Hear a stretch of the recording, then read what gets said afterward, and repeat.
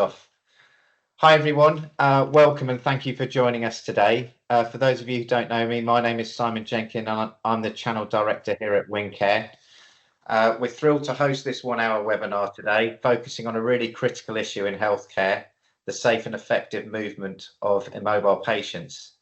So whether you're a healthcare professional, carer, or simply passionate about improving patient care and worker safety, you're most certainly in the right place. Today's session is led by Lee Sherwood, a leading expert in moving and handling, and also the Managing Director of Elevate Handling. Lee brings a wealth of experience and insight into how ceiling lift systems, or CLS, can dramatically reduce the physical strain on healthcare workers, in particular the pull forces involved in patient transfers. Throughout the webinar, Lee will explain how CLS technology not only enhances patient safety, but also plays a vital role in reducing the risk of musculoskeletal injuries among carers and healthcare staff. It's a topic that affects thousands of professionals daily, and we're really excited to explore practical solutions that will make a real difference. We'll also have a short presentation from another Lee Basden, one of our channel managers from Winncare's Ceiling Lift System division. Lee B will focus on the new X5 CLS that Winncare launched earlier this year. Lee has worked in the medical device sector for over 20 years, largely specialising in moving and handling equipment, namely CLS and slings. So before we start, a little bit of housekeeping. Firstly, all being well, we'll have some time for Q&A at the end of the presentations. So if you have anything you wish to ask Lee S or Lee B, then put them in the chat function and I'll do my best to get through as many questions as possible. The webinar will be recorded, and for those of you who wish to be accredited for attending this event, certificates should be issued in around a couple of weeks' time. There'll also be a survey sent out, so I do ask you to spend a couple of minutes to complete it. It really helps us deliver appropriate and interesting webinars in the future. So without further ado, let's dive in and I'll pass over to Lee. Good afternoon, everyone. Thank you for that introduction, Simon. As we've just covered, my name's Lee Sherwood. I'm the Managing Director of Elevate Handling, and I'll be taking you through this next section of the webinar. I'm just waiting for control to come over to me. I don't think I have control of the slides yet, so we'll just give that a second. Perfect. So, what are we going to focus on today? What we're going to be looking at is understanding push and pull dynamics in hoist use. We are going to be comparing the data. So we have carried out some tests. We've looked at the push and pull forces. We're going to be looking at that data and seeing what that can teach us, or what that can help us understand about reducing musculoskeletal risk. And then we'll be looking to build a clinical and risk-based justification for ceiling lift systems. So let's have a quick look. Why do push and pull forces matter? So we understand, or we have a really good understanding, that musculoskeletal disorders are more prevalent amongst those working in health and social care. Almost nearly always the top of the HSC lists of workplace injuries, illness and sickness. We also have a really good understanding, a really long-term understanding, that push and pull tasks are really high-risk contributors. So a lot of the tasks that we carry out will be pull and push. And so because the majority of the tasks are pull and push, anything that we can do to reduce those pull and push tasks really helps kind of give us a good handle on keeping our workforce safer, and understanding, or keeping our workforce safer and understanding what equipment where can really improve our well-being of our employees.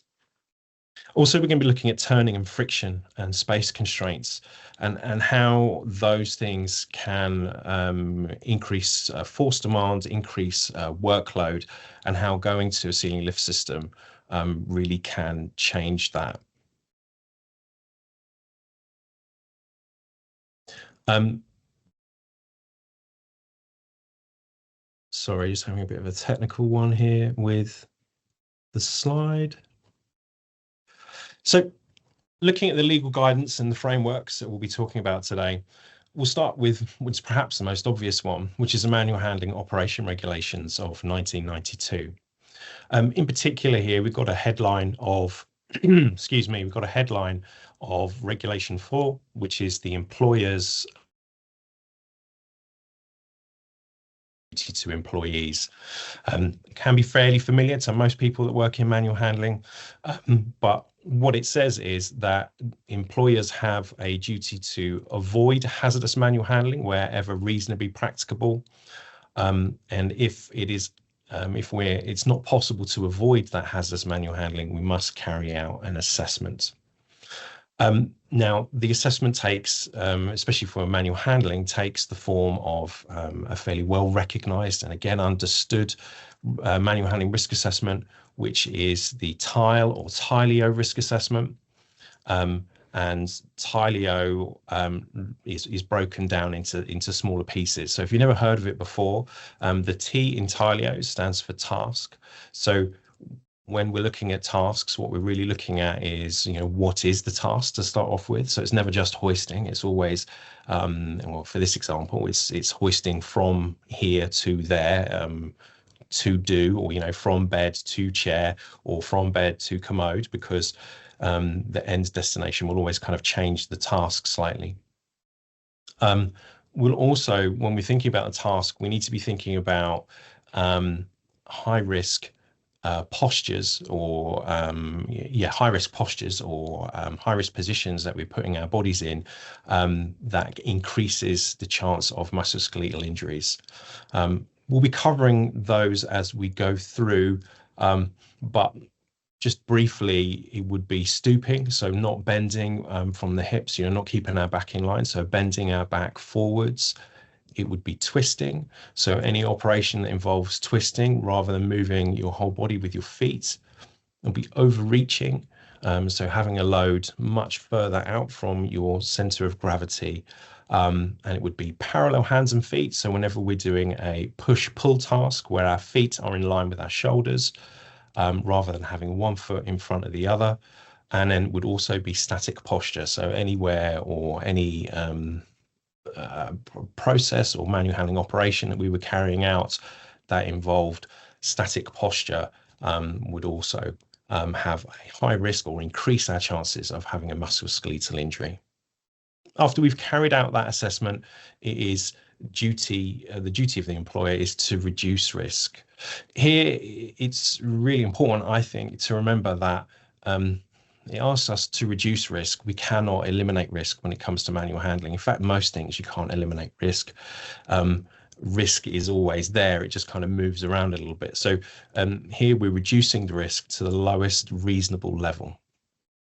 And of course, if we put a risk assessment in place, we must also review that risk assessment. Then, especially in people's homes and in the community, we're looking at a national framework for continuing health and NHS-funded nursing care from 22, and that was updated in 2023. Also, because we're talking about reducing risk, I think it's useful for us to have a quick dive or a quick chat about a couple of the tools that are available to us in order to look at reducing risks or to formalize that process of reducing risk, and also to help us understand what those high risk postures are. And the first one is the Health and Safety Executive's RAP tool. RAP stands for the Rapid Assessment of Pushing and Pulling. It's available free on the Health and Safety Executive's website. It's quite a long document, but it's actually quite easy. Its length is mainly because there are lots of pictures. I quite like a picture. I don't know about any of you, but I think it's much easier to look and to go through pictures. And you would just take a task, you would apply, answer all the questions in the RAP tool, and at the end of it, you will add up a score, and that would give you your level of risk. Then we have the rapid entire body assessment. So often referred to as REBA. Again, this is available online, free of charge. It's a single sheet, so it's a single sheet of A4, and whenever you're carrying out a manual handling operation, you can it applies a score to kind of the different parts of the body of the person doing the operation, and gives you a risk score. Again, at the end of it, it's quite easy to do. You just follow it. It's a step-by-step process. And then as you go through, that would give you a score at the end. And that risk score would tell you whether it's okay to continue as you are, whether it's okay to continue as you are and monitor, or whether change is needed or change is needed imminently. That's kind of the way that we think about those categories. Now, how do we do this? I think for those that are working in healthcare, to say that our ceiling lift systems have a reduction in force feels like it's a very intuitive thing. We are aware of that reduction. If anybody's ever used a portable hoist on a carpet, will be really, really aware of the difference in forces needed to use a portable hoist on a carpet as opposed to the forces required for using a ceiling lift system. So we wanted to kind of formalize that. I wanted to look at what the reduction, or if there was a reduction, what that reduction actually looked like. So we had a 100-kilo male, so it's a simulated patient. We didn't use an actual patient or a client for any of this. We used the Winncare Luna ceiling lift system, and we also used a leading portable hoist as well with a safe working load of 150 kilos. We then took measurements for the initial push and pull, the initial force required, so the force required to instigate the push or the pull, and then we also looked at the force required to instigate a turn, so turning the client or the person being hoisted through 90 degrees, almost to try and mimic the forces required to take somebody from bed into a chair. Then we also used the portable hoist on different floor surfaces. So it was a hardwood, kind of a laminate flooring, if you like, and a carpet. So it wasn't a brand new carpet. It wasn't particularly thick carpet either. So it was about 2 or 3 years old, I think, just to give you kind of the idea about it. Wasn't, like I say, it wasn't brand spanking new or anything like that. And the way that we took those measurements was through a digital force gauge, which records peak force required, as well as looking at the force over a period of time. Now, let's have a look at the results. So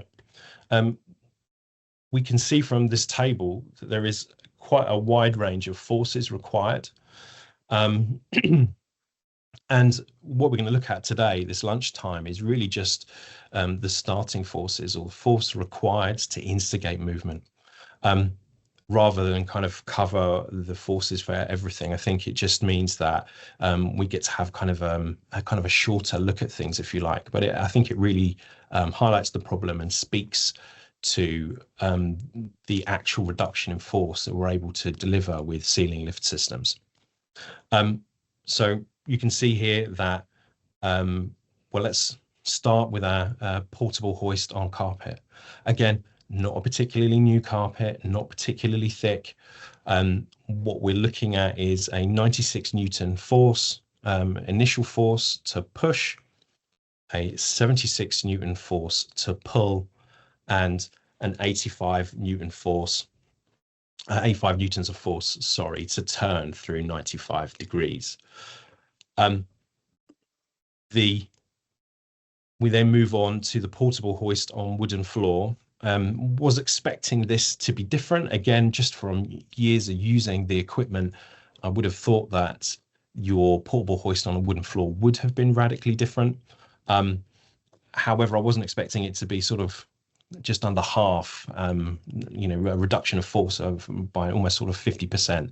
So you're looking at 43 Newtons there to push, a pull of 27 newtons and a turn at 34 newtons there. Then moving down to the Luna, our ceiling lift system, and we can see this radical drop off in force required. So we have a 9 newtons for a push, an 8 newtons for a pull, and a 9 newtons for a turn. These are actually the higher numbers from when we did it. We did each one of these about 5 times, and the lowest recorded for the ceiling track system was actually about 5.8, 5.9, something like that. And the other forces for the portable hoist on both carpet and wooden floor are averages over 5 times. So here I took the decision just to put the highest level in, because it almost creates like a worst case scenario for the ceiling lift systems. And often hoisting is something that happens very frequently to a lot of people, and we're never just hoisting somebody once in a day, are we? We're always hoisting them 4, 6, 8 times, from bed to chair, from chair to commode or toilet, from bed to wheelchair, from wheelchair into a riser recliner or a high dependency chair, and then back out again and back to the toilet, back out into a chair to eat some dinner, back out again into another wheelchair, and then back up into a room and into bed. These hoist operations are being done continuously. And full disclosure, I think I always knew that there was a big difference between the ceiling lift systems and portable hoisting. I was not expecting it to be this high a difference. Again, I go back to that thing about carpet. I feel like it's my thing is to go on and on about carpet. But those of you that have ever used a hoist in a carpeted environment, especially in a person's home, and they've said, oh, I'm getting brand new carpet fitted next week, nice thick carpet, it just makes things so much harder. And the force required, I would have thought from our carpet, from our test article here from the carpet, that the force required for that would go up again quite significantly. So let's quickly talk about what that means in terms of results. We can see here, from the previous graph, we can see that using an overhead system or a ceiling lift system can reduce the force required by up to 10 times. And I think that is quite a conservative, measure, or quite a conservative point to look at. And again, it is, we're reducing the force 10 times by something that we might be doing 8 to 10 times a day just with one person. If people are running on multiple care calls in multiple homes, or if we are looking at our colleagues in acute or in hospital environments, we're also looking at hoisting, a number of people, a number of people a day. You could be hoisting, half of a high dependency unit could be hoisted again like another 4 or 6 times a day. It could be the same physio or therapy teams that are carrying out that hoisting. It's a 10 times reduction, but it's a 10 times reduction per hoisting event. It's not just 10 times. It's, it could be 10 times over somebody doing it 20 times, 30 times, hundreds of times in a week, and has a real tangible kind of impact on the the workload that we are asking caregivers to undertake. There is a clear reduction of hazards. So apologies, I think these slides are timed, so let's keep skipping forward. So there's a clear reduction of hazards, and the hazards relating to musculoskeletal health. So one of the benefits is, and we can see this quite easily when we're looking at people hoisting, is that people's posture tends to be much, much better when using a ceiling track system. It also tends to be much better throughout the entire hoist, because you can lift the person being hoisted, your client, your patient, to a level where you can get your hands on a kind of that kind of, at 90 degrees at the elbow, keeping everything nice and straight. And because the force is reduced so much, people are using a much more natural posture. People aren't having to apply excessive force over a kind of a really short period of time to get something rolling. So we have this real reduction in workforce and musculoskeletal, of acquiring musculoskeletal injury. Also, when we undertook kind of building this presentation and building this today, wanted to look at if the other evidence out there. And again, I mean, this is why we do training. This is why we have continuous professional development. I was surprised there's a decent amount of literature and studies out there showing a reduction in musculoskeletal disorders to caregivers by up to 60%. And 60% is a big number. Roughly a third of all workplace ill health and absence is normally musculoskeletal disorders. It's about a third and kind of sits around that 30% range. It does vary year to year, but it does sit at that. And to put something in to reduce musculoskeletal disorders by up to 60% is quite impactful. And also, I think I was going to get ahead of myself there. I was going to say, I think the training makes it, the training actually applied is a little bit easier. So when we look at the force reduction, so it's an up to 10 times reduction. We have a clear reduction of hazards. So the potential things, it's a reduction in twisting, it's a reduction in stooping. It's a reduction in the push-pull forces through the shoulders, through the wrists, and through the lower back. And then the literature suggests that this is able to provide an overall reduction to the workforce of 60% in musculoskeletal disorders. Now, come on to tacit benefits. What is the tacit benefit of this? So it's great that we're able to reduce force. It's great that we're able to show that the reduction in force is up to 10 times, but what are the tacit benefits? What are the other things that go along with that? So the first one I have there is proportionate care. If we have 10%, about 10% or 5% of the force required to do something, we might not need two people to do it. And proportionate care allows people to be cared for by just one person. But what it actually does is it frees up resources, doesn't it? Proportional care. It says, actually, I don't need two people for this person, but if I do have somebody that's maybe a bit more complicated, I could maybe move the one person I had over here into that team for a little bit.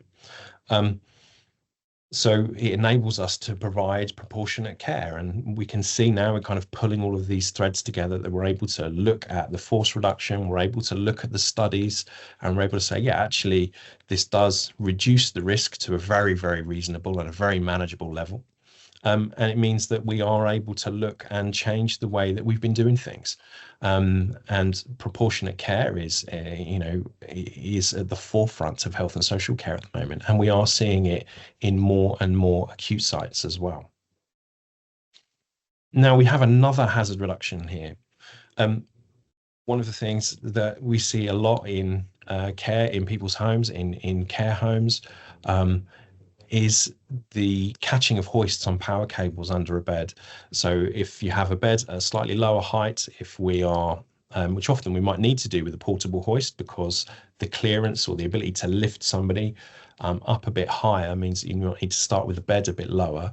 But as the bed gets a bit lower, if you have an air mattress, for example, that has the power cable to the air mattress hasn't been secured into the mattress, or the mattress doesn't have the tabs to hold those power cables. And often we have this very frequent occurrence of a hoist being able to be pushed in when there's nobody, a portable hoist being able to be pushed underneath a bed when there is nobody in it very easily. It just goes over the cable as it is underneath the bed. And then when we pick somebody up with the hoist becomes heavier, becomes harder to move. If you've seen, it really increases the force loading on that. And then as the hoist is pulled away from underneath the bed, it gets caught on the cables and it reduces in, would be much higher force in order to be able to pull that clear or over the cables. Now, at some point, that's probably going to damage the bed. That is probably going to, I have seen an incident of where the hoist was tipped because the wheels of the portable hoist underneath the bed actually caught on a power cable, and that was enough to kind of shift the center of gravity so that the hoist tipped. Fortunately, the patient was over the bed and didn't tip very far, but that's been an incident in one of the organizations that I work with in the last 18 months. The other thing is that moving parts aren't on the floor. If you work in an environment where there are lots of portable hoists, you can't take the battery and go and give it to another hoist. And we have this kind of thing where we're kind of looking for batteries forever and like, oh, where's that battery gone? Who's not charged that? Also, the hoist is not on the floor, and so it's less likely for it to get damaged by knocking or being pushed into something or things being spilt on it. And I know that sounds like a silly consideration, but actually life happens around all of these things. We are supporting people to live their lives. And so anything with a moving part will eventually kind of wear or break. And the more that we can do to ensure that those things, we can't trip over the hoist that's on the floor, or can't run over somebody's toe with it if it's a ceiling mounted system, all of those things are kind of like a tacit benefit. It's like it's a side thing. It's great to have, and it's not necessarily the first things that we think about. The next one now I have is increased space to live in. So on a hospital level, on a ward level, your ceiling lift systems increase the floor space that you have, or another way of looking at that, it decreases the floor space that you need to carry out a task. Many of the portable hoists that we use will have a 1.7 to 2.4 meter turning circle. Now, normally a typical hospital bay is 2.5 meters. So you need that space again on some of the larger hoists in order to be able to turn and to get somebody from a bed into a chair. If we are in somebody's home or a care home environment, the ceiling track system takes up no floor space. It gives you all the floor space back. And so you have this increased space to live in. I think the same is true also of our gantry systems, the up and over and down again systems, that they have a very small footprint. They look like very big pieces of equipment because they're tall and quite long. But if you look at the floor, actually the footprint that the ceiling lift system takes up on the floor is minimal. The same again is true of your 4-post traverse. So you have one post in each corner and the ceiling track system goes across the top and up and down as well. That takes up even less space than a gantry hoist because it is literally just the cross section of the 4 posts in each corner. So you have this increased space to live in and increased space to work in. We're not having to move as many things in order to complete a task. We're not having to plan as heavily, I need to move this to there and something to the other thing. I remember those little puzzles you used to get as a kid with like a little square missing in the corner. We have to shuffle everything around. So we, sometimes it feels like that game. I've got to move this to there. I've got to put the wheelchair into here and I've got to move the chair or the commode and I've got to go and do this, that and the other. If we have a ceiling lift system, which is on XY, so goes forwards and backwards as well as side to side, that planning and the time spent to do that planning is greatly reduced. We also have a reduction of time spent being hoisted. So again, it's a tacit benefit. Here, really, we're talking about if we're using a ceiling lift system, we can get the sling in place, we can lift somebody up, we can move them over to where they need to be and drop them down again. It's quite a quick process. If we're using a portable hoist, we might have to lift somebody up. We'll have to pull the hoist away, and we may then have to turn the hoist and then kind of aim the hoist kind of, around or under a chair, or the chair's got to be moved. And then we may also need to be lowering the hoist and pushing on the sling in order to get somebody back. Hi, Jane. Sorry, I just saw that. Tacit is an implied benefit. So it's a benefit that is not, or tacit's like not immediately obvious. So tacit is a benefit that isn't, immediately obvious. It's implied or generated by not the main kind of topic here, which is reduction in forces. So we all that time spent kind of, again, if we've used portable hoists, you'll know that it takes quite a lot of time to get the hoist in the right place, and sometimes it's like forwards and backwards. And actually, so we have that reduction of time spent being hoisted. So that does a few things, doesn't it? It gives time back to carers to care. Not saying that hoisting is not caring, but there are other tasks that we can be spending time doing. And also, it's more comfortable. Hoisting is an amazing thing, and it opens so many doors for people to be cared, or to be, to get into rehab, those kinds of things. But it's not necessarily always the most comfortable thing to have happen. And so any time or anything that we can do to reduce the time spent being hoisted, I think is a good thing. It brings, like I say, it's a tacit benefit going into the ceiling track and reducing forces, but also I do think it is an important thing to consider, the comfort and dignity of somebody who is, it's a faster operation. It doesn't mean that we're rushing it. It just means the nature of the thing means it's a bit easier to do. And then the other thing as well, I spend quite a lot of time writing risk assessments, and if I know we're using a ceiling lift system, I know that the risk assessment in terms of the push-pull forces and the forces involved in the for the carers, it's going to be the same regardless of flooring. If somebody wants to keep their rug in their bedroom or in their care home, I know that that's not going to be an issue if I'm hoisting them in. I might have to think about a wheelchair if I'm pushing that over and under, but I do know that the workload is likely to be the same regardless of flooring.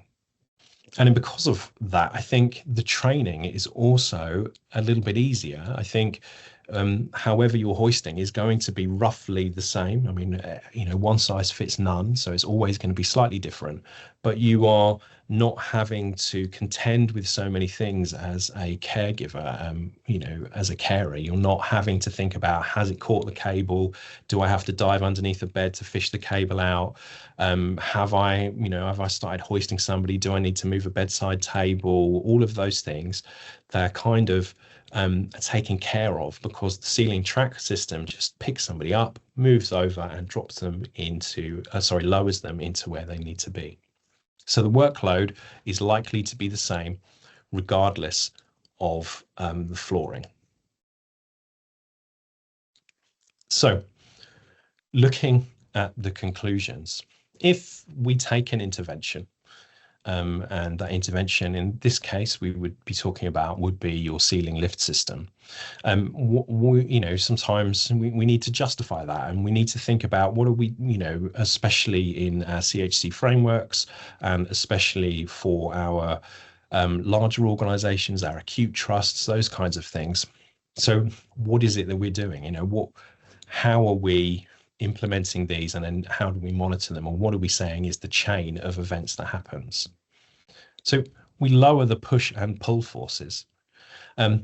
It's really, really well understood and documented that lower push and pull forces lead to lower biomechanical loads. We are putting less loads through our movable joints, through our shoulders, our lower backs, wrists, elbows, all of those kinds of things. We are having a lower biomechanical load. That lower biomechanical load reduces musculoskeletal injury risk. And again, very, very well understood what causes the musculoskeletal injuries: stooping, twisting, overreaching, parallel hands and feet, static posture. All of those things are greatly reduced on top of the reduction of push and pull forces. So not only are we reducing push and pull forces, we're actually increasing or ensuring that our staff and the people that are providing care have better posture whilst they're carrying out manual handling tasks. So we'll probably see a reduction. And as it says there, we have fewer injuries in practice. So we'll have a reduction in musculoskeletal injuries, a reduction in sickness, a reduction in or an increase in well-being through the workforce.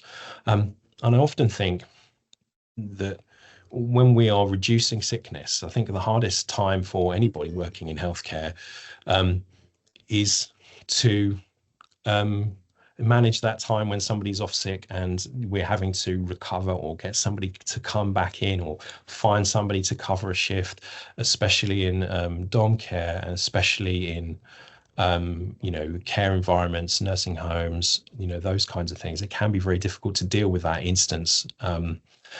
And fewer injuries in practice will lead to people being in practice a bit longer. I think, there is it is hard at the moment to recruit and maintain healthcare staff.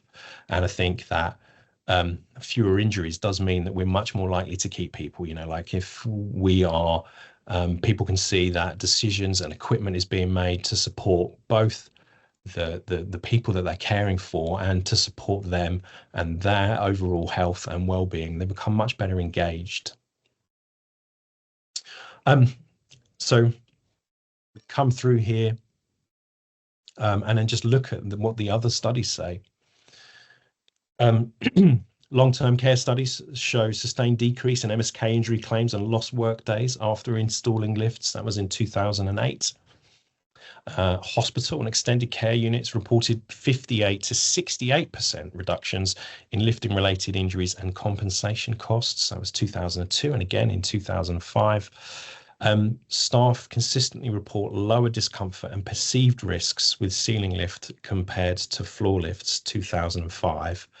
That's really important that we sometimes, I think when we're doing moving and handling or more complex moving and handling, we don't talk about fear enough. And, sometimes if it doesn't feel like it's very safe, it might not be very safe. It's a really good indicator of what's going on.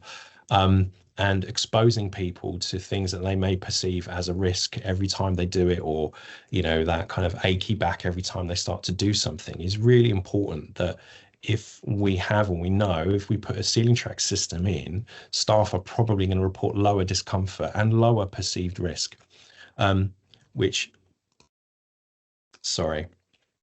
lower perceived risk compared to floor lifts is fantastic. Again, it's about well-being, isn't it? We are looking after our staff and they are looking after the people we're asking them to care for.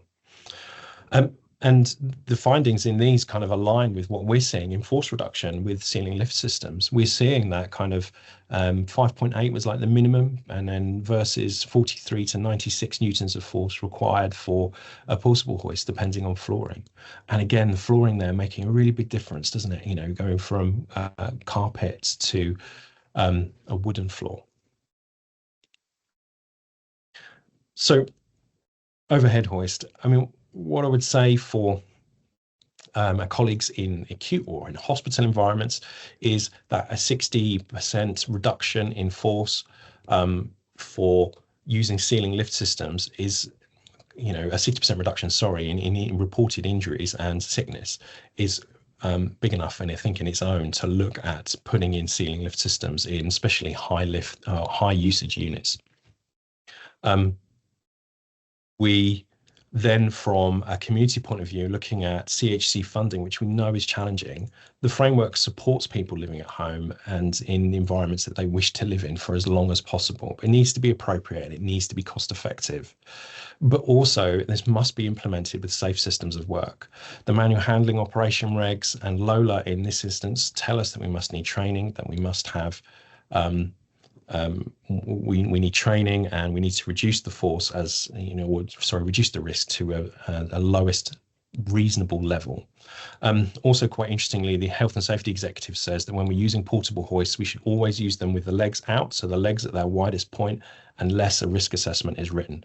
And again, that's a space constraint. We might not be able to move those hoists quite as much. So CHC says that we should be doing this, but also if we are doing this, we do need to consider the legislation. So the manual handling operation regs and LOLA, pure, not really in the case of hoisting, but pure expectations as well. Carer safety should be integrated into the care plan and not compromised in the pursuit of home-based solutions.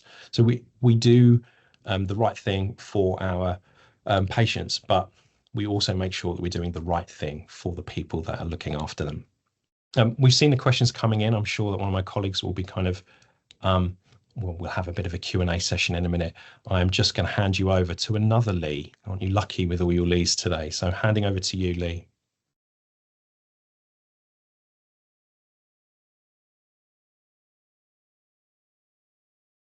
Sorry, Lee, we've been during COVID. We should have all learnt now by now to take the mute off of our voice. So thanks, Lee. Great presentation, and thank you. I'd just like to bring some of Lee's points to the Luna X5, which is our new ceiling track hoist. So when we designed and produced Luna X5, we designed it to reduce the risk of MSK. The hoist in itself is only 5 kilos. Not that necessarily makes a big difference to you guys when you're using it, or carers when they're using. It makes a huge difference to technicians when they're putting systems in. You know, you think about the guys that are lifting these things up to the rail and taking them back down off of the rail. It makes a huge difference. We've also included lightweight aluminium track for the hoisting system as well. So again, for the guys that are putting the systems in, for structural engineers, those kind of good guys, it makes a huge difference. Also with the Luna, we used to have 5 or 6 different variants of Luna. There's now one Luna. So when you look at it for recyclability, for reusing it in community, reusing it in hospitals, one Luna can be configured to 150, 200 or 275 kilos and can be used as a fixed or portable hoist. Again, makes a huge difference for you guys for recyclability and for using it for different patients whilst out in the world. In terms of making it comfortable for carers and comfortable for patients, there are 5 different carry bars. There's a Y and an X carry bar for your bariatric patients, or for those patients that are using breathing tubes, ventilation systems, those kind of things, along with several lengths of just 2-point carry bars as well. So we can cater for most needs for those. The Luna is also compatible with most existing, I've put all common, but most rail systems that are already in place. So you can take a broken hoist unit or something that doesn't do what you need to do anymore, and just take it down and replace it with Luna by taking it out, popping a flex cart in and replacing it. And in terms of quality, we're very comfortable with our Luna, very comfortable with how long it will last. So we provide a 5-year warranty. And with that 5-year warranty, there's no requirements to replace any parts at a specified time frame. So I know some of the other hoists out there require you to replace lift tapes every 2 years or batteries every 3 years. We don't have that. That's not part of our remit. The idea is just to make the hoist last as long as possible for patients and for budgets and carers.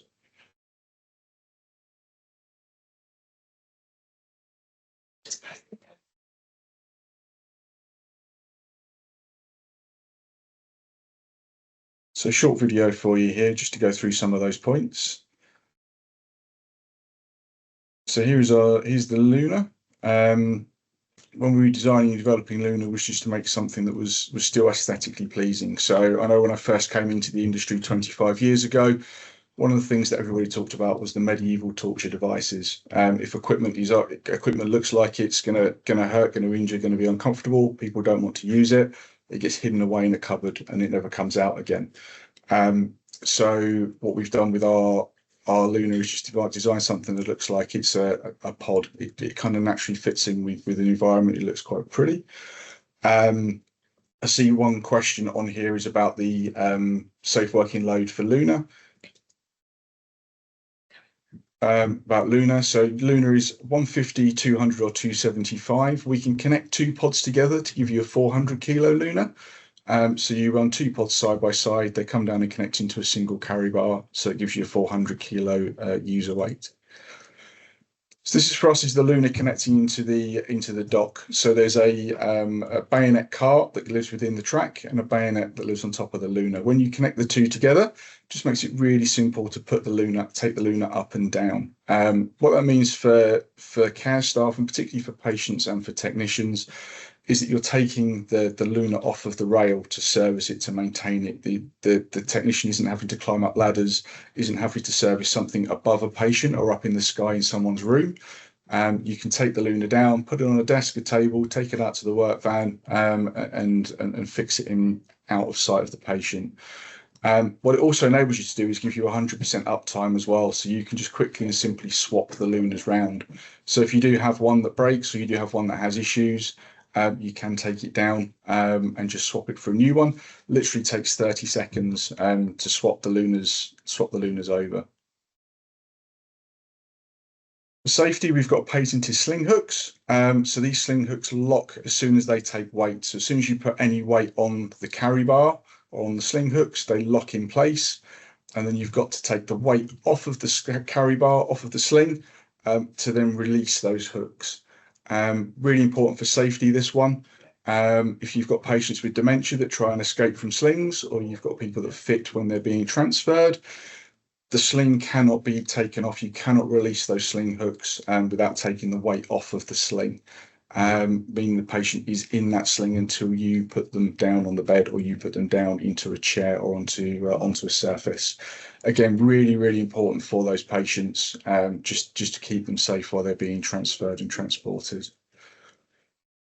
As we said before, the Luna is available in 150, 200 and 275 kilo versions and a 400 kilo bariatric version with 2 pods. The Luna can be swapped from being a fixed to a portable hoist. So a fixed hoist is where the pod is at the top, so the pod is actually attached to the rail, and a portable is where the hoist is at the bottom of the tape, and you've got the carry bar attached to the hoist at the bottom of the tape. Making it portable means that you can move it easily from room to room. Really easy for me. I'm 2 meters tall. I can reach a rail, I can reach a hoist, and I can take it down. I can put it back up again.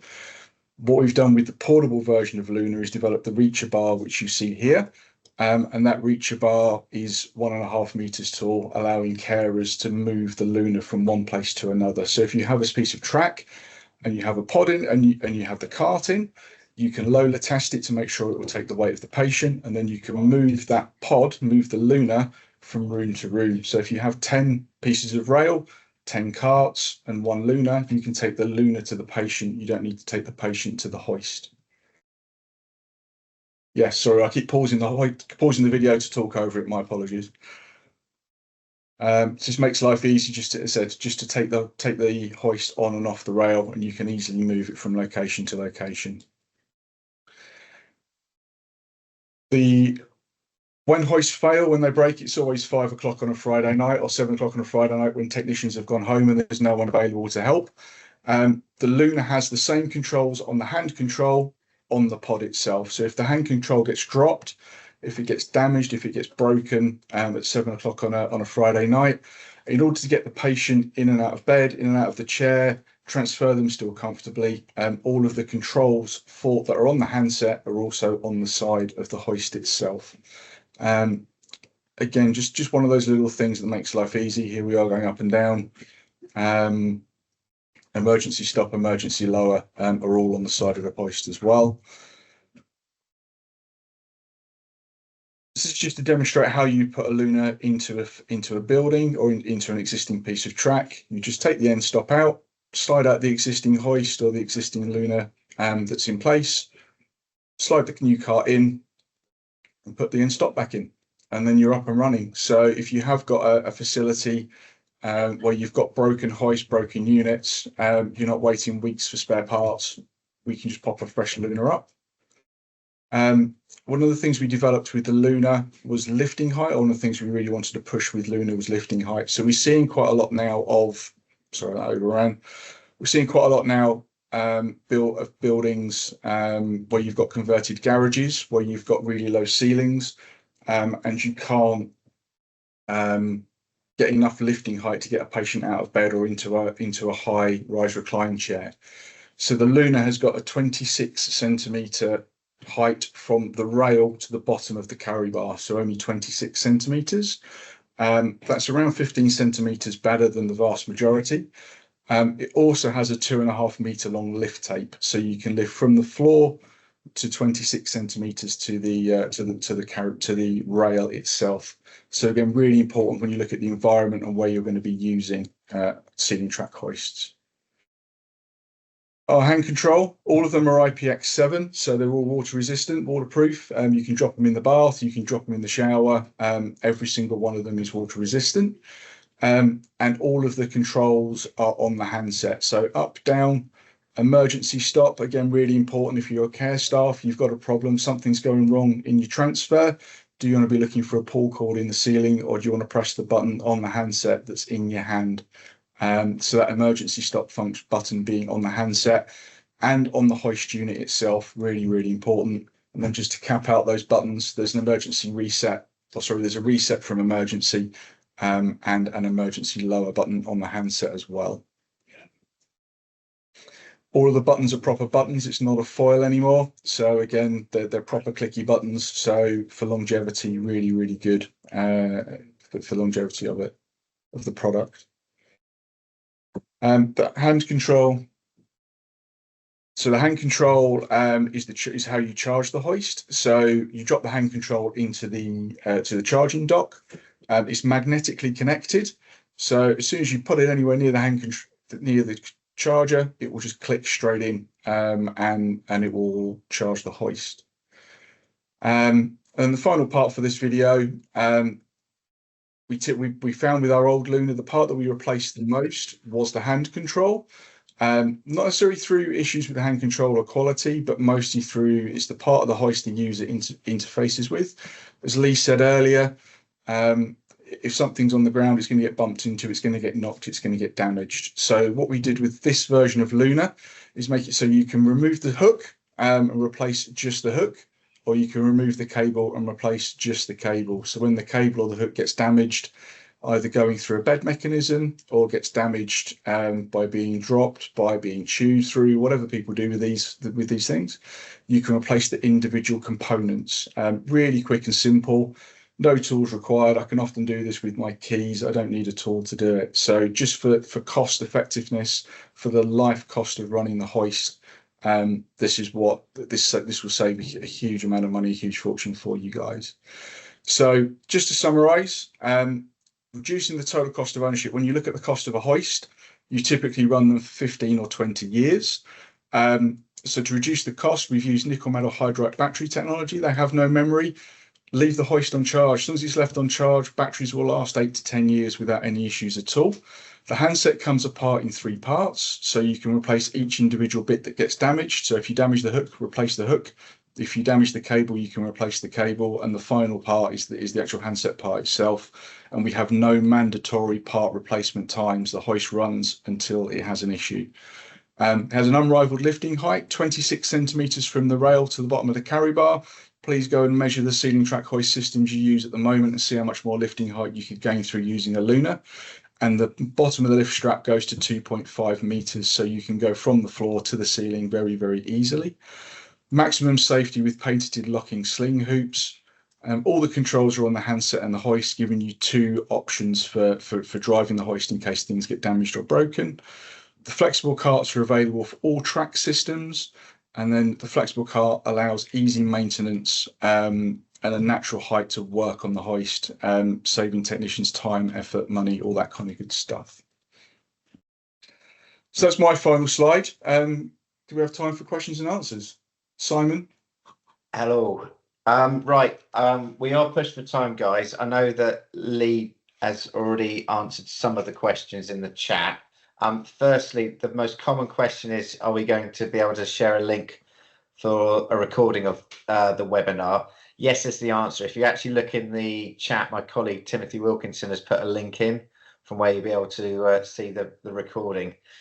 Right, Lee S, very quickly, how much would the results change in terms of patient weight? E.g., if the patient was 140 kg or greater, what would the force be?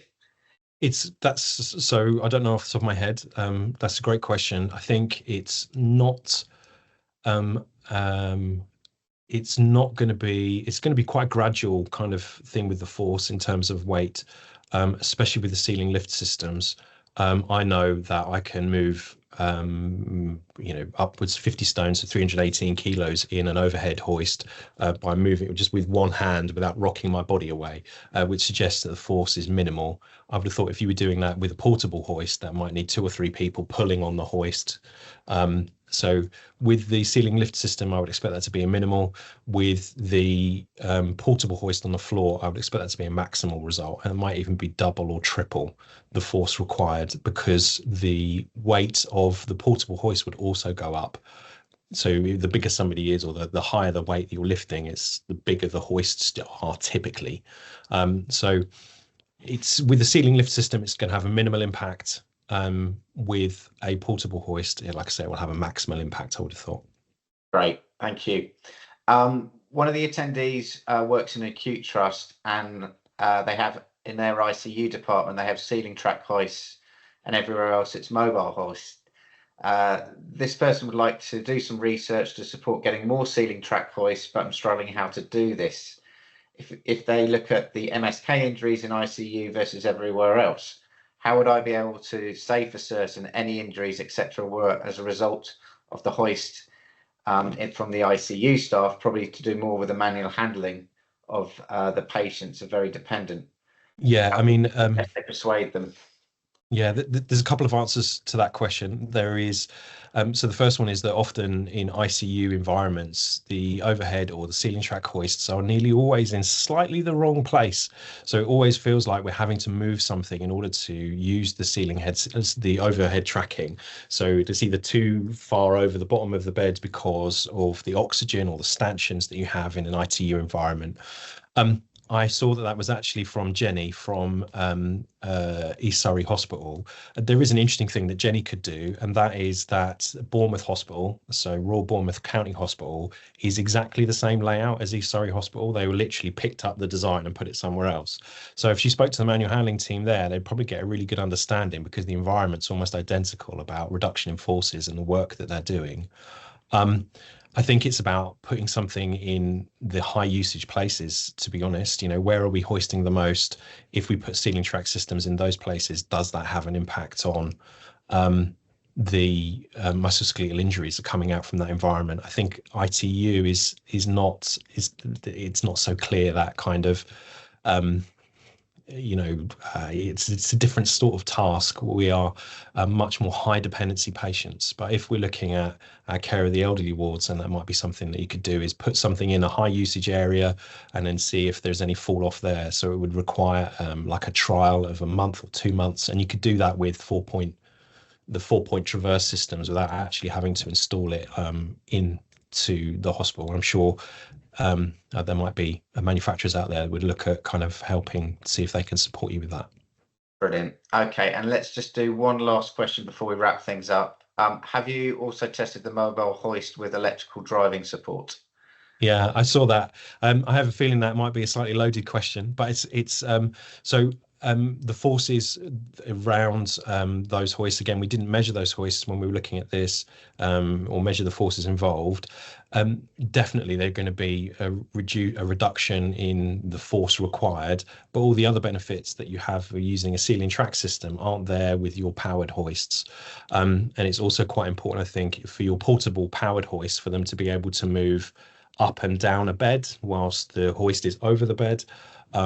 But so the forces would reduce, but the other things that we get for using ceiling track systems would still be in place. You'd still have issues with going over cables. You'd still have issues with movement around, in the environment, how much space you need to get from over the bed to around a riser. And that's the other thing, is getting a portable hoist under a riser recliner chair can be a real challenge too. Great. Well, look, guys, we're already slightly overrun, so apologies for that. But firstly, thank you to Lee and Lee for your efforts today and contribution. It's been a great hour spent, so thank you very much. Thank you for everyone who's attended today. I hope you've really found it of benefit. And we will note, as we touched on earlier, certificates will be sent out in the next couple of weeks, and we would welcome any feedback through the survey. So thank you all for attending, and hopefully we'll see you all very soon. Thank you.